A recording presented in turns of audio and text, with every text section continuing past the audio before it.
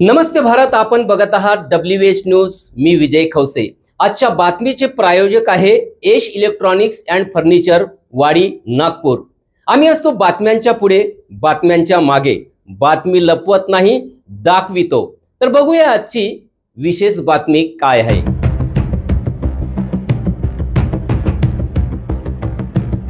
Chandur railway येथील ग्रामीण रुग्णालयात डायलिसिस सेंटरचा लोकार्पण सोहळा संपन्न। पहिल्याच दिवशी 4 रुग्णांनी घेतला लाभ।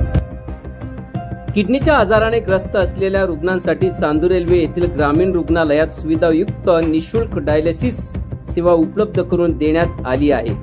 याचे लोकार्पण सोहळा सोमवार दिनांक 18 एप्रिल रोजी अर्चना रोठे यांच्या हस्ते शहरातील ग्रामीण रुग्णालय येथे पार पडला। यावेळी MRO डॉक्टर संदीप हेंडवे, तालुका आरोग्य अधिकारी डॉक्टर प्रियंका निकोसे, वैद्यकीय अधिकारी नम्रता सोनने या प्रामुख्याने उपस्थित होत्या। शहरी भागातच नव्हे तर ग्रामीण भागातील नागरिकांमध्ये किडनी निकामी होण्याचे प्रमाण वाढत आहे। अशा वेळी रुग्णांना नियमित डायलिसिसची सेवा घ्यावी लागते।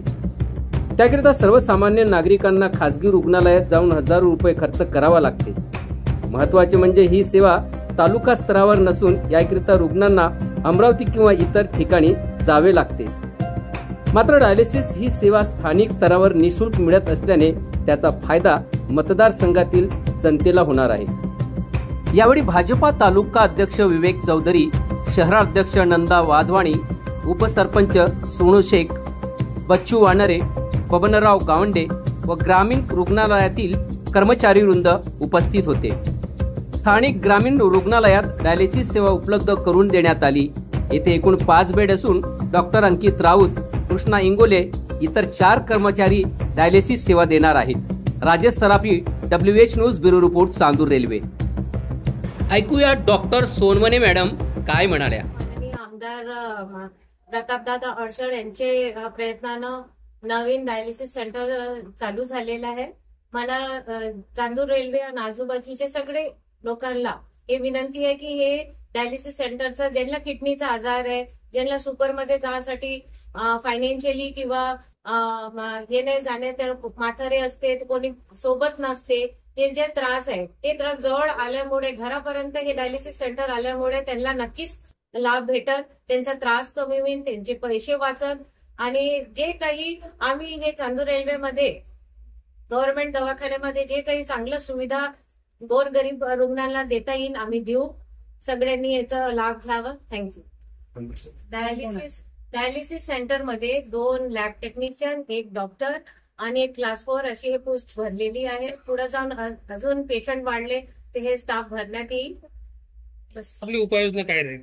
एक्सप्रेस स्प्रेडर पाहिजे असते। नाही, एक्सप्रेस स्प्रेडर पेक्षा समजा मोटर जनरेटर वगैरे जसं ग्रामीण जनरेटर ते म्हणते फक्त त्या मशिनरी सुरू राहतात पण फॅन आणि ते बंद राहते, एसी त्याच्यासाठी काय? कारण का वरून तापणारं टीन आहे, सगळे जनरेटर आहे ते बिल्डिंग साठी आहे। बिल्डिंग साठी वेगळं जनरेटर अजून बसवायला लागतं।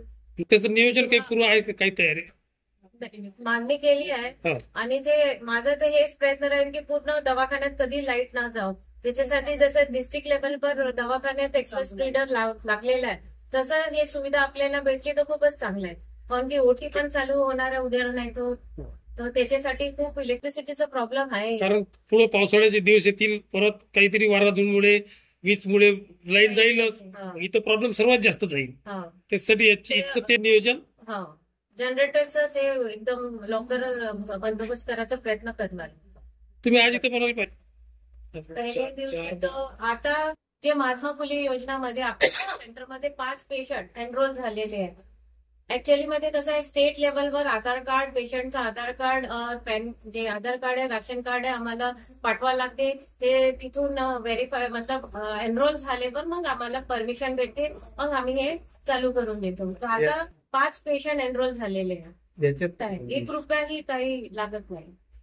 एक आव्हान करतो डायलिसिस सेंटर मध्ये ज्यांना किडनीचा आजार आहे, एक महात्मा फुले योजनामध्ये कोणालाही पैसे काही लागणार नाही आहे आणि कोणताही त्रास नाही होणार आहे। आणि जे डायलिसिसचे अगोदर नंतरची जे काही इन्व्हेस्टिगेशन आहे, ब्लड इन्व्हेस्टिगेशन आहे किंवा युरिन इन्व्हेस्टिगेशन आहे, सगळं हे इथं फ्रीमध्ये होणार आहे। तर त्यांना कोणताही त्रास न होता, कोणताही पैसे न खर्च करता हे सगळं सुविधा इथं भेटणार आहे. म्हणून सगळ्यांनी याचा लाभ घ्यावा ज्यांना आजार आहे. मित्रांनो, ही होती आजची विशेष बातमी.